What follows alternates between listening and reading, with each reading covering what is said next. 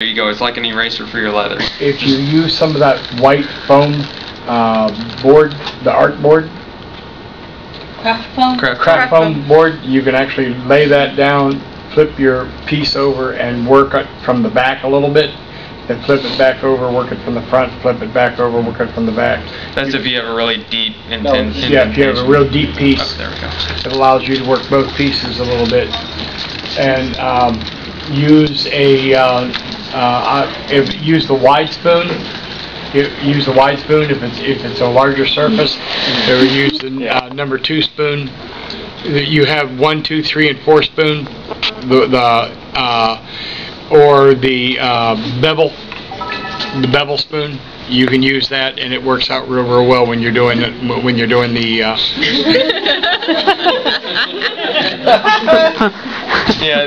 I never wanted to be that close to that.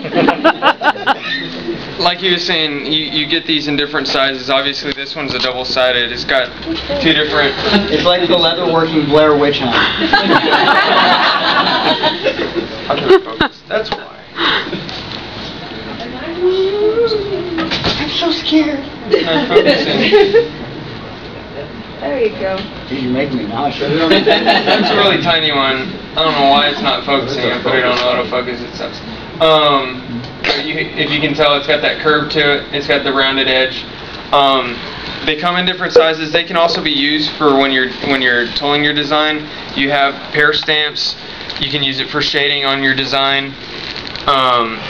They're really versatile. A lot of the times you can use a leather tool for a bunch of different things that it's not specifically stated that it can be used for. Another thing is awls. You punch a hole.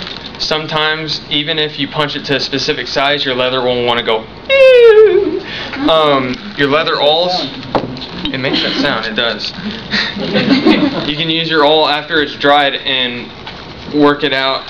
You can also use needle nose pliers and you can use a lot of different things. Usually, if you grab a scrap piece of leather, which I recommend, and start experimenting with the different tools, see what you can do with them. You might come up with something that no one's thought of before. We've done it several times in the shop, going, "Hey, look! Oh my God, you can do this with this." Let's see. As far as designs go, this was done using a craft aid that Tandy put out. Lo and behold, the SteamPunk craft aid. There's different ways of deciding on what kind of design you want for your leather. The most traditional way is grabbing some of this. It's called tracing vellum, and it looks like wax paper. It's not. Don't try and use wax paper. It will not work. That's what it looks like. What you do is, say you drew something like your ship design, lay that out over it, grab a ballpoint pen, and you trace over it with the design that is intended over onto that. So you have your design transferred onto that, which you lay on your leather, your wet leather, and you grab a stylus. Stylus, it's going to have a ballpoint of metal, and you draw your design again. Get used to that. You're going to be drawing your design probably about 3 times before you finally start tooling it. So once you do that, you have it transferred onto your leather very lightly. You go over it with your swivel knife, you cut all the designs out, and then you start using your bevelers. You bevel out the edges, to which, like I said, pear shader leads me to, you have specific stamps that aren't necessarily meant for just boom, design, boom, design.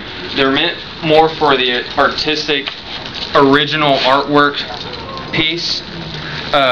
If you look at this, it's got different elements to it, like it's got shading right there, it's got cuts in there that gives it a lot more dimension. It gives it a lot more, like say you're doing a picture of a deer, you want it to look like it's got muscle on its hind leg and blah blah blah. That's what these different tools are going to do. You have mule's feet, which do these cuts that you saw when it was passed around. It's basically like a mini version of these belt cutters. By all means, guys, when you go to Tandy, ask them, hey, if you don't know what a tool is, hey, what does this do? And they're supposed to. We've ran into one Tandy that doesn't, but they're supposed to sit there and demonstrate and show you and educate you on what the tool does. There's backgrounder tools. There's maybe, I don't know what this tool does, which leads me to this. Well, this is called a V-gouge. If you want these edges like this, these really nice angled edges in your leather, try folding it, good luck. It's going to be rounded, it's not going to want to stay. What you do with this is you adjust how deep a gouge you want it to have, like that. Lay your leather down on the rough side.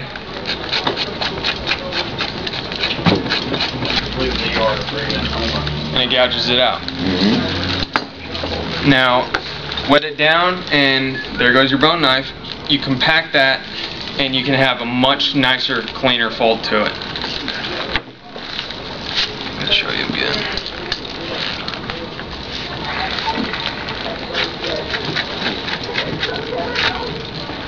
There you go.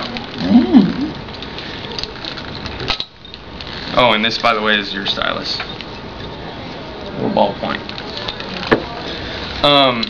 Like we said earlier, you get different grades of leather.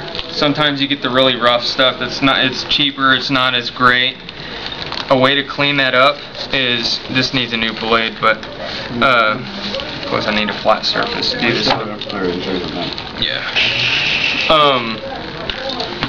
Plus, if you're doing a snap, it's yeah. And you have really thick leather that you're working with. Those snaps, the actual post that goes through is only so long. If you're working with a really thick piece of leather and trying to connect it to another piece of leather, which you have to with snaps most of the time, it's not going to go through both pieces. So you have to shave it down on that point, to which you use one of these. It's basically got a curved razor. Yeah, it does need a new blade. And when you have a new blade on these, it carves into the leather and scoops it out and cuts it and cuts it and cuts it, depending on how deep you need it to be for that post to fit all the way through both pieces of leather. It also cleans it up really nice and gives it a much smoother backing. Let's see. What else do we have? Oh, I really like these. This is your edge groover. Kind of funky looking tool. On this, it looks like an Allen wrench in there. It's not. On this piece right here, you can see that little curve in the hole. That's actually your blade. What this will do is you run this on the tooling side of your leather, on the edge. You lay that little rod right there against the edge of your leather, and you just pull it. And it makes a nice groove. And you can run it over several times, and it'll make a deeper and deeper groove. That's good for design elements. You can adjust some of they're different. There's some that you actually have a screw in the side that you have to unscrew to adjust it. You can adjust how far in to the leather that you want it to be. I just adjusted it to make it go further out.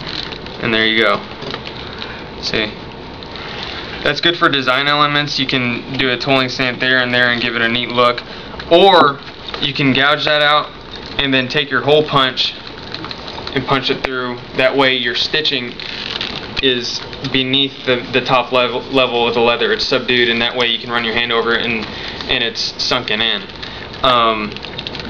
Now if you're using it for design elements, or you have a stitch that's in the middle of the leather and it's not on the edge, you have your free groover, which this isn't restricted to the edge. But it takes a lot more control. You have to be a little bit more precise with it. But you can go in the middle of the leather and it's basically the exact same thing. And you can kind of freehand designs with it if you want.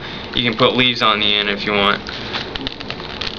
But these, really, I've had mine for about, I want to say 2 years now, a year and a half, and I haven't had to worry about sharpening it. It stays pretty sharp. As far as replacing blades on these, that one's a fixed blade, that one's cheap. Replacing blades on these, it's as easy as taking it out and going buying another $3 one. I don't know what it is with Tandy and $3 stuff, but they also have different sizes. So if you want a bigger groove, they have different ones. What was the other one that they have? It's like a different style. It looks a lot more funky. Yeah, that's their new French groove. Yeah, I haven't messed with that one yet. I haven't played that one yet. What else do we got? The Almighty Rock.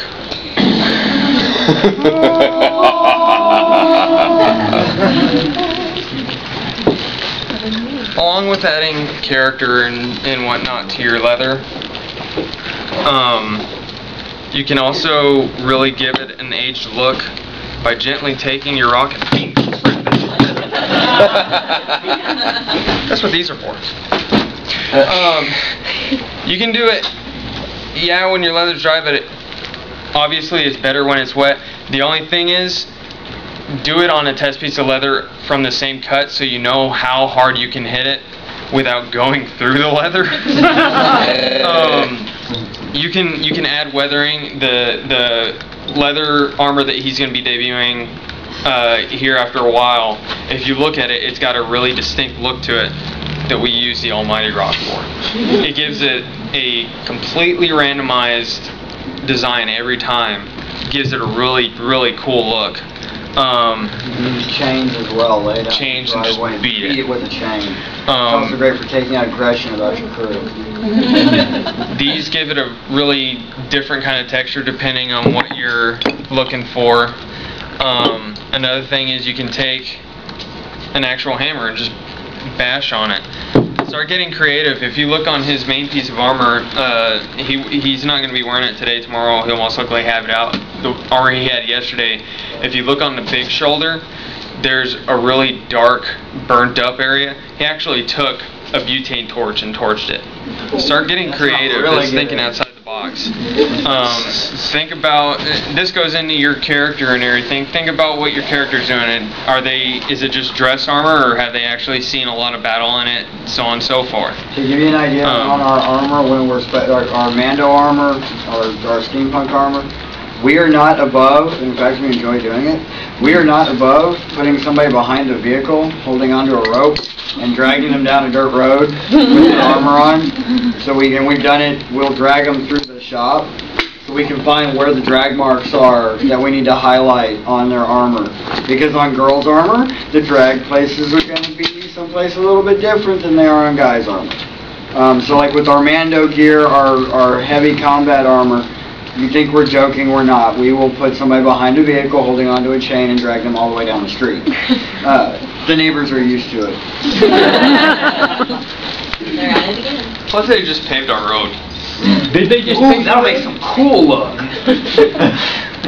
You go first. What's our time frame look like? We still got, just remember we go over some books and I'll let people come up and look at some of the tools and stuff. Okay. Real quick, finishing up on the tools. Something you want to do is, like I said, experimenting with your tools is come up with tools.